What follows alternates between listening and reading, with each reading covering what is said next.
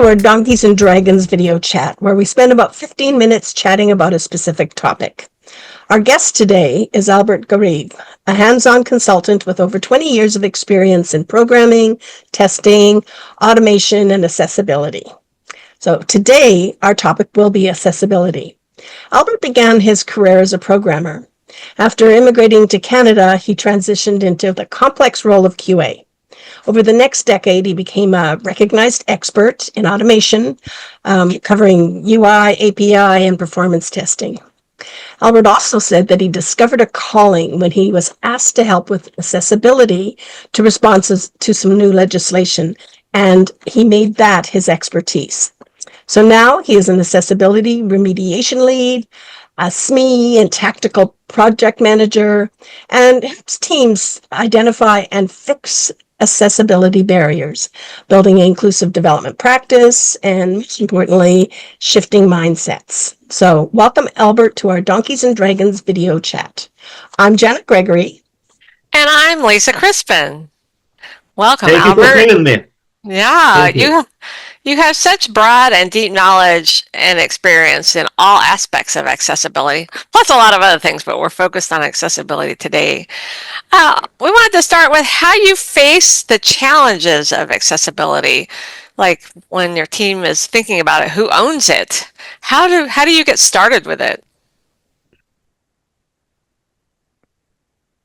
As a consultant, I move from a team to a team. So I would say first you need to understand what is the context, how much people are ready. Sometimes everyone says they care about accessibility, but it's only at the surface. Sometimes you already see existing practices, so you need to support, reinforcement, maybe. Right. Let's look again at this and from the lens of the agile team. Who is the owner of accessibility requirements? They don't come from business. Business wants deliver business features. Right. They don't come from decision makers. They only say, okay, we have to be compliant because that's the law. So basically, it's something imposed on us. Yeah. And sometimes there is even something like, let's do bare minimum because, we have to keep the business running. Developers, they may care, but if they don't know, how can they do it? And same with testers. Typically in testing, we are accustomed to quite rigid requirements, whether it's in kind of waterfall-like business requirements, or even the stories. They still say, as a customer, I want to make a payment of, like, for example, up to $1,000 in this online transaction, right? Where is accessibility in that? That is a difficult part. Sometimes you teach people to take ownership. Sometimes you step up and take ownership. And it's a long process. Sometimes it's hard, difficult. You experience even kind of emotional fatigue fighting the uphill battle. But it's also rewarding. My approach is experiential. In a way, I train people even when they don't ask for it. But let's take a pause here. I want to hear your feedback on what I said. Well, my first thought was that accessibility. So, like, for example, I have a nephew that recently went legally blind, kind of all of a sudden. And so he's had to learn all kinds of things. And it's been really hard because what he used to do, he can't do anymore. And so a lot of times we don't understand what is even needed. For myself, I know Lisa has some issues with hearing sometimes. And so I've learned a lot about that. But most of the time, I have no experience. So I don't know what to do. So I need people to teach me if I wanted to actually learn. But yeah. So a question for you, Albert, is for those people like me who want to get to start learning about accessibility testing, or maybe have a little bit of knowledge, but not very much and want to learn more, what tips do you have?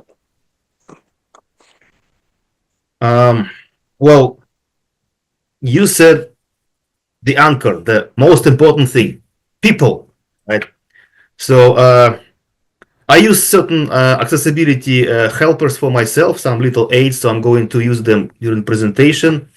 And, let me just follow your thought. Can you hold that up to the screen a little bit closer? No, Older? yeah, not Okay. too close. That's too close. Back a little. Oh, It says people are different. Well, I think it's because you got your Zoom background on. We can't read it. Okay, that's why I usually do it in front of myself, yeah. because this way it becomes okay, it does. part of my body People are language. different. And that's completely normal.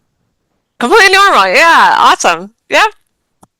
Well said. So, I think what would you it say? was. So here's a question. I think it was because I have my screen smaller, Yeah. so I I do too. can see other things, that I couldn't read it. So I had to expand my screen to be able to read that. So accessibility is also part of the interaction. Like, you showed the words on the screen, and that's perfect, but I couldn't read them because how I was interacting was different. Yeah, as you mentioned earlier, Albert, it's all about context. It is. Context. Well, I was saving it for later, but now is the moment. Self, others, context. And that's very Jerry Weinberg, right? Yes.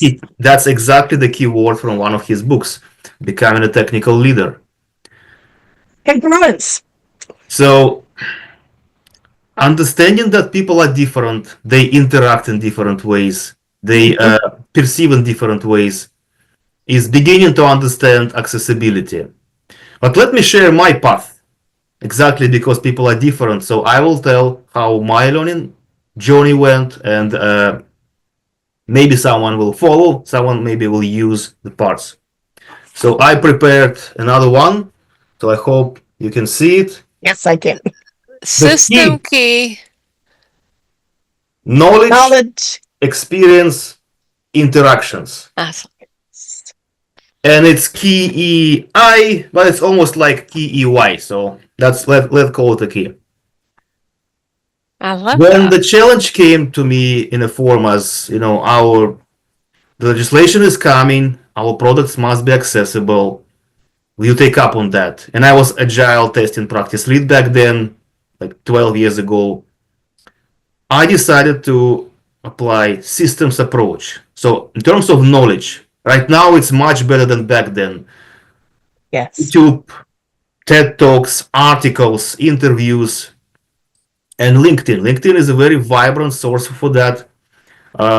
Someone who is willing to start together with us may start with following my profile, because I regularly post insights from the accessibility leaders in my accessibility community. And they openly share about the experiences, about different exercises, about conferences that you can attend. Knowledge is very important, but without experience, it just doesn't come together. Imagine telling a child, don't touch the kettle, it's hot, you may get burnt. But if you never experienced the heat or a burn, like, child may register that, teenager may ignore that, but the real thing that will connect these things together is the experience, right? That's why my dad told me don't touch that. That will be this moment. Experiences, they galvanize the knowledge, they make it live. And there are different simulation techniques, training exercises. Very simple one. Take your mouse, put it away completely. Do your functional testing with keyboard only. Yeah. This is the first-hand experience. You combine it with your regular work, so it's a double win. But you also get a new dimension. Maybe when we talk about emotional intelligence and emotions later on, I will connect to this example. But let me proceed with interactions now. We are social creatures and we validate each other. We need opinion, like was that one time thing, or maybe are you overreacting, overthinking? So the way I did, I just went and joined Toronto Accessibility Meetup. I met people with disabilities. I met leaders. I asked humble questions. Can you help me understand this? Can you help me learn, for example, why page title needs to be both descriptive and concise? How does it work for you?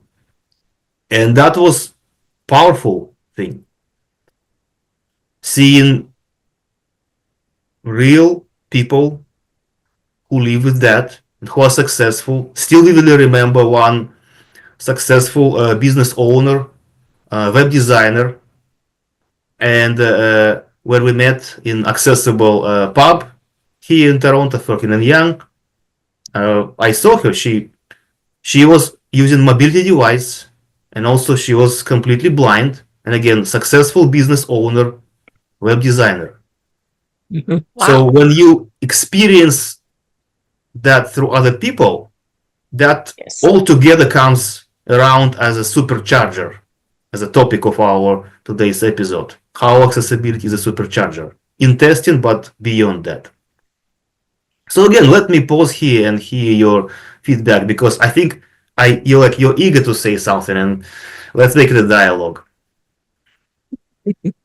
Well, I'm curious how you use all this information, not only because you're testing for accessibility, but you also design for accessibility. So I wonder if you can give an example, like you mentioned emotions, like how do you take advantage of your emotions to design for accessibility? Or maybe it's not your emotions, maybe it's somebody else's. Mm-hmm. Design is not something that I specialize, but also when you do accessibility, because it's holistic, you learn to do all different aspects, even just by collaborating with designers. So let me reframe it a bit though, because you may say it's in application to design, but it's application to testing, application to other aspects and beyond. So we see. So my approach, and I was struggling with that, but then I just somewhere some time ago I read this, and it was quite powerful. So I'm going to show this as well. Become conscious about how you feel. Oh, yeah. If you notice, many times people get triggered by emotions and they give a response. So when they hear something and they feel offended, for example, they strike back, or they, experience pain. But in between, there is this moment. I experienced an emotion from an information. Psychologists say information is neutral. It's how we process and then how we attach the meaning. That's already a powerful thing, but I'll put aside. In terms of emotional intelligence, the first step is like unlocking, and in different, role-playing games. Just realizing that you can understand emotions and you can catch that moment and you can process that. I feel anger. I feel sad. That is very powerful, and that changes the way you interact with yourself and other people. So I have a quick question, because we're going to run out of time here really quickly. So we have those emotions, but how does that relate back to accessibility? Like if I'm angry about like I can you tie that back to how that relates back to accessibility? I'm going there. Yeah. Accessibility is about 3 minutes left. Okay, so really fast. Yes, it goes Accessibility fast. is about barrier-free access. Barrier is experience. It's not a label, not some scientific definition. It's experience where you are blocked. So that is also emotion of exclusion, because other people are allowed and you didn't do something wrong. So I have another card. I'll keep speaking. I'll show. Sometimes it's the feeling of being excluded that helps you to understand inclusion and start caring about Wow. accessibility. Okay. If you design something which is not keyboard accessible, but you're being conscious about that, then you have ethical choice, right?